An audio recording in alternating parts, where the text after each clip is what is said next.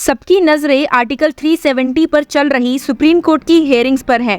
सभी बेसब्री से सुप्रीम कोर्ट के इस फैसले का इंतजार कर रहे हैं। सुप्रीम कोर्ट द्वारा दिया गया ये फैसला लैंडमार्क और हिस्टोरिक जजमेंट माना जाएगा। Also it will be seen as a precedent for all the issues which currently supreme court bench is dealing with. लेकिन क्या आपको पता है, इसी के बीच सुप्रीम कोर्ट ने एक और हिस्टोरिक जजमेंट पास किया है। ये judgment Revana Siddappa versus Mallikarjun and connected cases से जुड़ा है, जिसमें हिंदू मैरिज एक्ट के एक सेक्शन को लेकर डिस्प्यूट था। सेक्शन की क्लैरिटी ना मिल पाने की वजह से till now there has been many issues and conflict between the Hindu families with respect to property and inheritance. लेकिन इस डाउट को क्लियर करते हुए सुप्रीम कोर्ट ने शुक्रवार को एक लैंडमार्क जजमेंट पास किया है। जैसा कि आप जानते हैं, section 16 of the Hindu marriage act 1955 कहता है कि सेक्शन 11 के तहत नल एंड वॉइड मैरिजेस से कोई भी बच्चा लेजिटिमेट होगा। पर सेक्शन 16(3) में कहा गया है कि ऐसे मामलों में ऐसे बच्चों को माता पिता के अलावा किसी अन्य व्यक्ति की संपत्ति में या उस पर अधिकार देने के रूप में नहीं माना जाएगा, जहां वो एक्ट की एब्सेंस में ऐसे राइट्स को एक्वायर या पोजेस करने में सक्षम नहीं होंगे। Bharatha Matha and another versus R Vijay Renganathan and others और जीनिया क्यूटिन वर्सेस कुमार सीतारामन, इन दो केसेस में एपेक्स कोर्ट ने ये व्यू लिया था कि जो बच्चे वॉइड मैरिजेस से बॉर्न हुए हैं वो एंसेस्ट्रल कोपार्सनरी प्रॉपर्टी में अपना इनहेरिटेंस क्लेम नहीं कर सकते and were entitled to claim a share only in the self acquired property of their father. अब रेवाना सिदप्पा का ये केस जब 2 जज बेंच के सामने आया तो उन्होंने माना कि ऐसे बच्चों का उनके पेरेंट्स की प्रॉपर्टी पर राइट है, whether it is self acquired और एंसेस्ट्रल। लेकिन कोऑर्डिनेट बेंचेस ने इस पर अलग व्यू लिया, इसीलिए ये मैटर बाद में सुप्रीम कोर्ट के 3 जज बेंच के पास भेजा गया। इस 3 जज बेंच को chief justice of India DY Chandrachud lead कर रहे थे। उनके सामने जो आर्ग्यूमेंट्स रेज किए गए वो 2 ऑपोजिंग व्यू को शो करते हैं।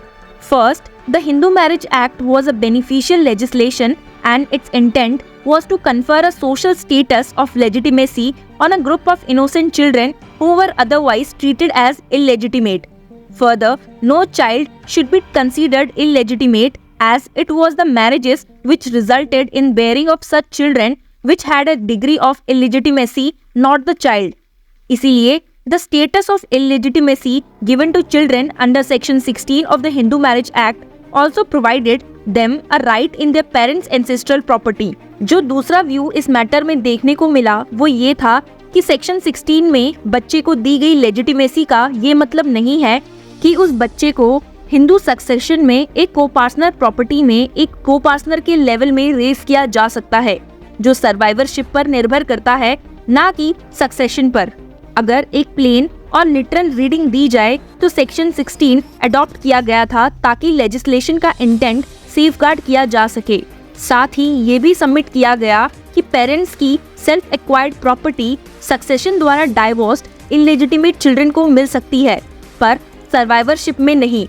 It was also stated that a reasonable classification existed between children born out of a void marriage or voidable marriage and a valid marriage. It was argued that not providing illegitimate children with rights in co-partner property was a balancing act. Chief justice of India DY Chandrachud ने judgement reserve करते हुए remark किया कि primary issue Hindu marriage act के section 16(3) और Hindu succession act के section 6 के intersection से जुड़ा है।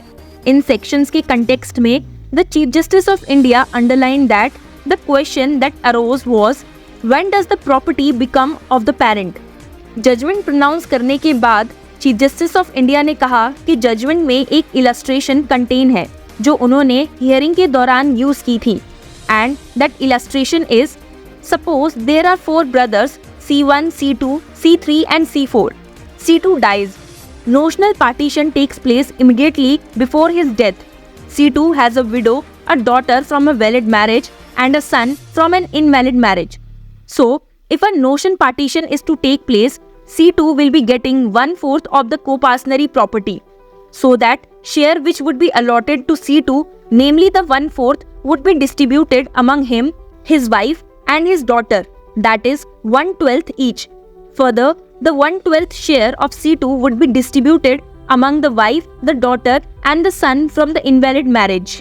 चीफ जस्टिस ऑफ इंडिया ने आगे कहा कि एक आर्गुमेंट ये है कि C2 का 1/4 शेयर इनवैलिड मैरिज से बॉर्न हुए सन को भी मिलना चाहिए. Chief justice of India said that can't be, because to hold so would be to make the son from the invalid marriage a co-partner and that would directly conflict with section 16(3). तभी appellant की तरफ से argument आया कि legislature ने खुद को refrain किया है सेक्शन 16 में एंसेस्ट्रल प्रॉपर्टी को मेंशन करने से, क्योंकि जिस मोमेंट पे एक बच्चा पैदा होता है उस वक्त उसे एंसेस्ट्रल प्रॉपर्टी में राइट मिल जाता है. इस पे चीफ जस्टिस ऑफ इंडिया ने कहा, You are saying that the moment a child is born, even if he is born out of a void marriage, he gets a right in the ancestral property. The moment you say that it directly affects the interest of the other people.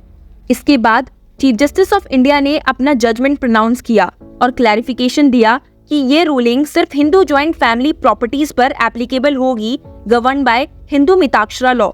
2 जज bench के reference को answer देते हुए bench ने explain किया कि section 6 of Hindu succession act के according the interest of copartner in a Hindu Mitakshara property is defined to be the share of the property that would have been allotted to them if the partition of the property had taken place immediately before their death. Bench ने ये तय किया कि invalid marriage से पैदा हुए बच्चे ऐसी संपत्ति के हकदार हैं जो उनके माता पिता की मृत्यु पर नोशनल पार्टीशन पर डिवॉल्व होगी. Chief justice of India D.Y. Chandrachud read out the operative portion of the judgment. For the purpose of ascertaining the interest of a deceased Hindu mitakshara co-partner, the law mandate the assumption of a state of affairs immediately prior to the death of the co-partner, namely a partition of the co-partnery property between the deceased and other members of the co-partnery. Once the share of the deceased in the property that would have been allotted to him if a partition had taken place immediately before his death is ascertained, his heirs, including the children who have conferred with illegitimacy under section 16 of the Hindu Marriage Act, will be entitled to their share in the property which would have been allotted to the deceased upon the notional partition if it had taken place. Court ने ये फैसला सुनाते हुए कहा कि Hindu succession act के provisions को section 16(3 of the Hindu marriage act के साथ हार्मोनाइज होना चाहिए. The court says the property of the parent where the parent had an interest in Hindu mitakshara law has to be ascertained in terms of the above interpretation. ये landmark judgement लोगों की life में क्या बदलाव लाता है, देखते हैं. For more such news, keep following Law Chakra.